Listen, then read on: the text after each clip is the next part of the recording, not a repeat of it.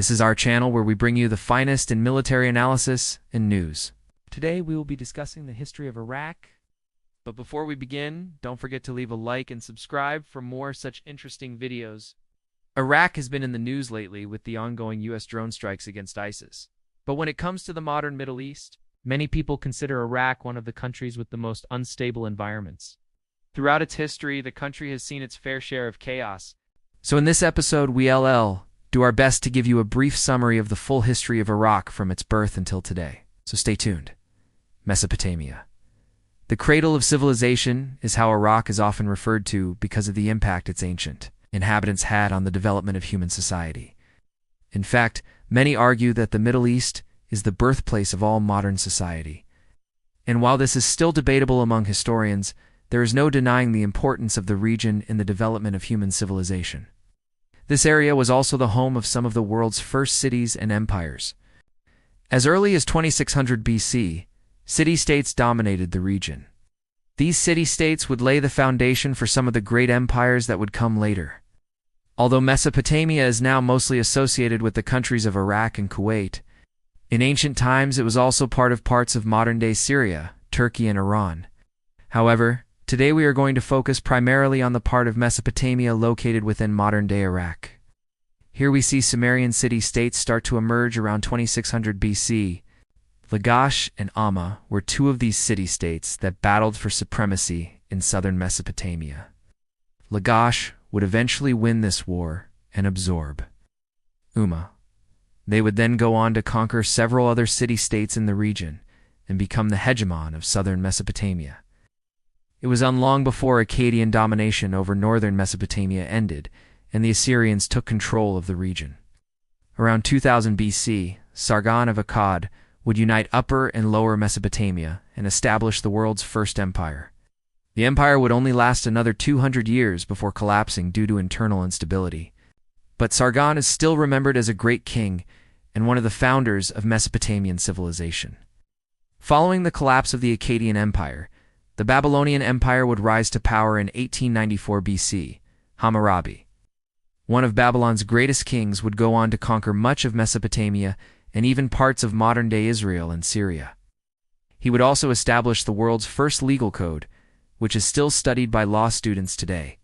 The Babylonian Empire would eventually fall to the Hittites, but the Babylonians would rise again to power after defeating the Kassites, who had taken control of Mesopotamia following the First Babylonian Empire's collapse.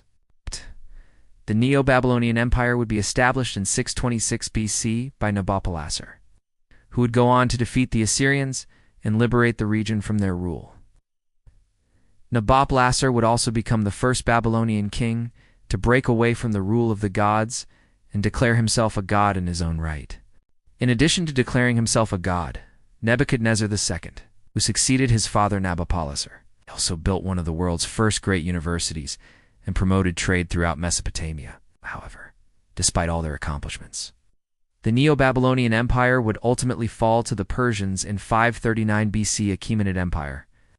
Following their conquest of Mesopotamia, the Persians would go on to establish one of the largest empires in history.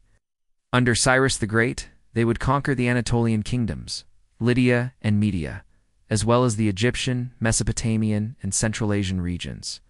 During the Achaemenid Empire's peak, its borders stretched from Central Asia to the Balkans and from Egypt to the Iranian highlands.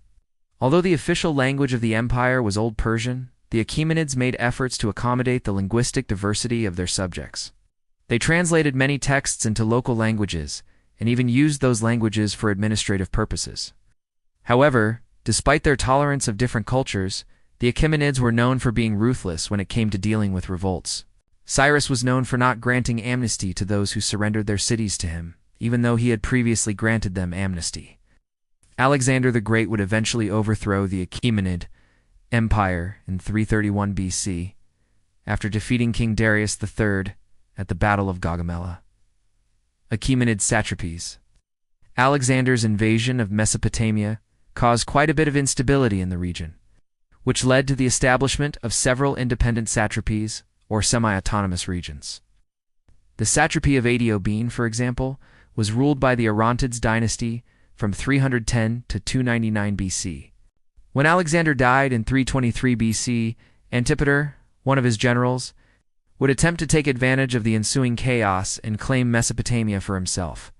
But he was soon overthrown by another of Alexander's generals, Seleucus I Nicator, who would go on to establish the Seleucid Empire. The Seleucids would rule Mesopotamia until 63 BC, when Pompey the Great, a Roman general, conquered the region and incorporated it into the Roman province of Syria. Parthian Empire. While the Romans would gain control over much of Mesopotamia, the Parthians would emerge as a major power in the region. Founded in 247 BC, the Parthian Empire was an Iranian empire that reached its peak under Gadarzes I in Orodzi at its greatest territorial extent.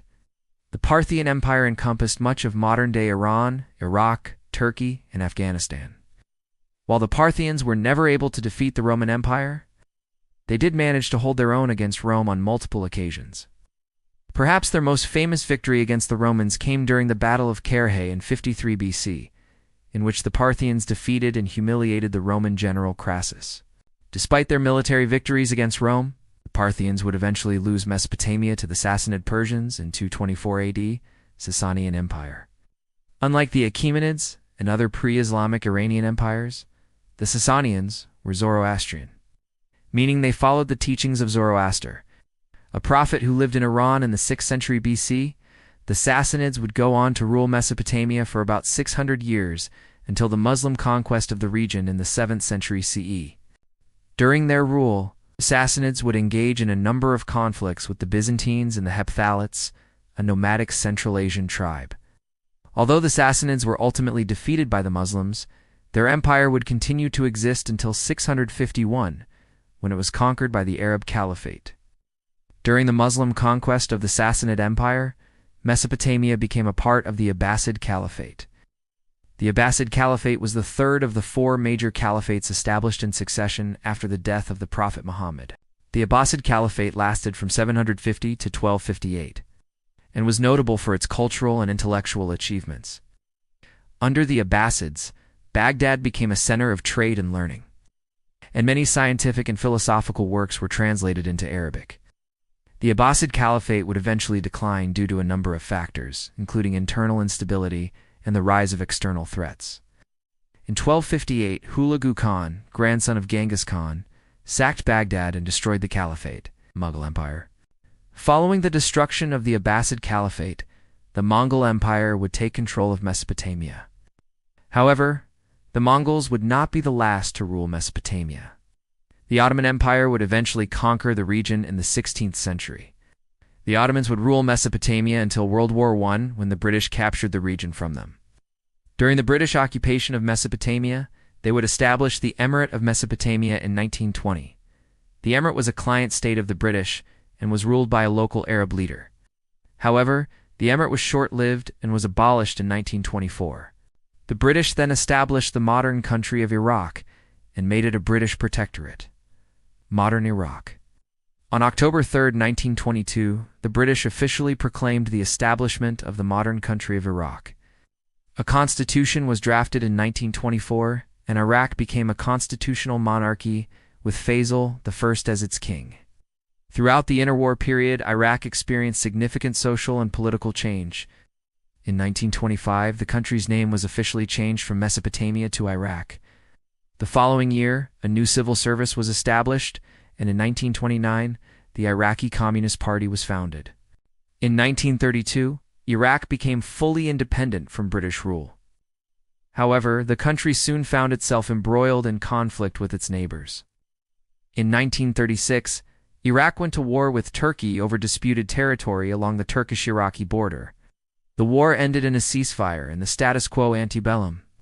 World War II saw Iraq aligned with the Axis powers. However, after the British captured the country in 1941, Iraq switched sides and joined the Allies. Following the war, Iraq experienced a period of stability and economic growth.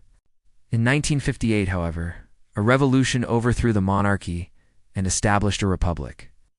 In the decades that followed, Iraq became increasingly involved in the Arab-Israeli conflict. In 1967, Iraq participated in the Six-Day War, and in 1973, it fought against Israel in the Yom Kippur War. The country also became embroiled in the Iran-Iraq War in 1980 when it invaded Iran. The war lasted for 8 years and resulted in hundreds of thousands of deaths. In 1990, Iraq invaded Kuwait, which led to the Persian Gulf War. The war ended with Iraq's defeat and the imposition of sanctions by the United Nations. In 2003, the United States invaded Iraq and overthrew the government of Saddam Hussein. A new constitution was drafted, and Iraq became a democracy with a new parliament and president. Since then, Iraq has experienced a number of challenges, including sectarian violence, a resurgence of ISIS, and continued instability. And that's a wrap on today's episode on the history of Iraq. If you enjoyed this video, make sure to leave us a comment and subscribe for more historical content. We hope you learned something new, and we look forward to seeing you in the next episode.